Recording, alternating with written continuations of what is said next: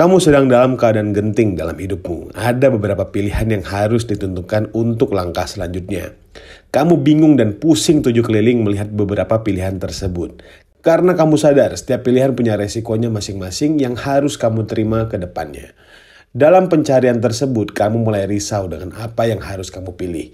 Kamu lebih banyak menghabiskan waktumu di kamar untuk berpikir, manakah keputusan yang tepat untuk keadaan genting tersebut. Lalu kamu tersadar beberapa hal yang pernah kamu baca dulu di internet. Kamu mencoba mencari kembali beberapa hal tersebut dan akhirnya kamu bertemu satu akun yang bernama Skill School Academy di YouTube dan kamu menonton video tersebut yang membahas 6 penyebab salah ambil keputusan. Kamu mempelajari dengan serius karena kamu ingin mengambil keputusan dengan sebaik mungkin dan kamu sadar yang harus diminimalisir adalah penyebab salah mengambil keputusan. Yang pertama adalah mental shortcut atau heuristik. Bahasa sederhananya adalah kamu terlalu kebanyakan mikir. Kadang memang atas dasar rasa takut itu membuat kita mempertimbangkan banyak hal. Apalagi dalam pengambilan keputusan yang besar atau kamu sedang dalam keadaan genting. Makanya heuristik atau kebanyakan mikir itu akan membuat kamu malah tidak mengambil keputusan apapun.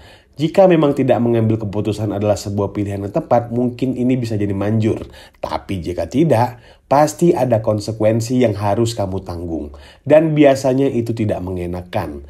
Makanya heuristik ini akan sangat menghambat kamu dalam pengambilan keputusan.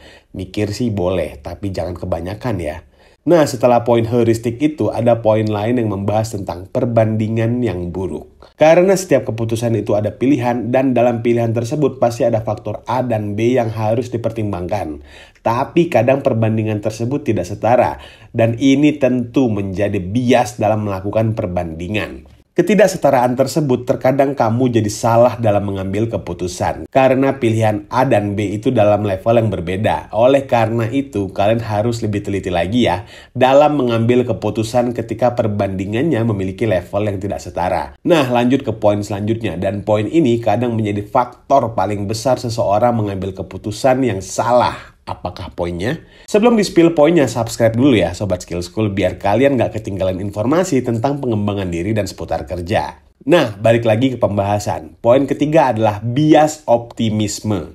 Nah, ini yang paling sering terjadi kepada seseorang ketika dalam mengambil keputusan.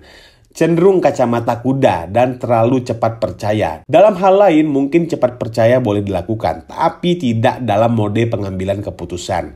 Dalam pengambilan keputusan kita harus cermat dan teliti, melihat banyak kemungkinan dalam satu ruang lingkup masalah. Nah, jadi dalam mengambil keputusan sebisa mungkin jangan bias optimisme ya. Lalu kita masuk ke poin keempat, yaitu multitasking. Ini kadang menjadi penyebab kita gagal dalam mengambil keputusan karena terlalu multitasking. Mungkin kamu terbiasa multitasking, ngerjain ini itu, memikirkan ini itu, tapi ingat dalam mengambil keputusan, terutama keputusan yang besar, dibutuhkan fokus yang tinggi. Jadi sebisa mungkin dipisahkan ya sesuai kebutuhan. Jika tidak dalam masa pengambilan keputusan yang besar, nggak apa-apa multitasking. Tapi kalau dalam masa pengambilan keputusan yang besar, kita harus fokus ya Sobat Skill School. Nah, masuk ke poin selanjutnya, yaitu analisis paralysis. Ini terjadi karena kemajuan teknologi, karena mudahnya mengonsumsi informasi dan banyaknya sumber informasi yang bisa kita dapatkan. Dan ketika banyak informasi yang kalian punya, artinya kalian punya banyak hal yang harus dianalisis. Dan tentu itu akan membingungkan. Jadi sebaiknya fokus aja pada satu ruang lingkup yang sedang kalian usahakan untuk masalahnya diselesaikan. Dan yang terakhir, poin pembahasannya adalah emosional. Belajar dari para senior bahwa dalam pengambilan keputusan itu tidak boleh terpengaruh dalam emosi. Mau emosi apapun. Emosi positif nanti jadinya terlalu optimis. Kalau emosi negatif nanti jadinya terburu-buru. Dan pastinya itu akan membuat kalian salah dalam mengambil keputusan. Karena dalam keadaan emosi, kalian tidak akan benar-benar fokus. Jadi sebisa mungkin jangan ngambil keputusan ketika dalam keadaan emosi ya. Nah, jadi itu dia tadi beberapa penyebab yang bisa bikin kamu salah mengambil keputusan. Nah, Sobat Skill School, coba ceritakan momen kalian saat mengambil keputusan di kolom komentar dong.